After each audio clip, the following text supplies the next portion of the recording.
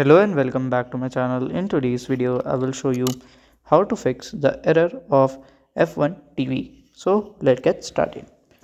So here we can see the F1 TV app. So if you are finding an error on here, so you have to follow the steps to fix it.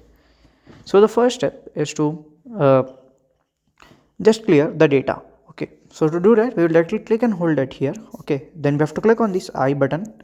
It will open the app info section, and at here we have to directly go at here last and click on the storage button, and we have to clear the data, and then we have to go back. So if it's work, then fine. If it's not work, we have to check for an update. So to check that, we have to directly open it here google.com search button, and here we will directly search for F1 TV app. Okay, just directly update it from here and it will work. So if you find this video helpful, make sure you like, subscribe and share the video. Thank you for watching.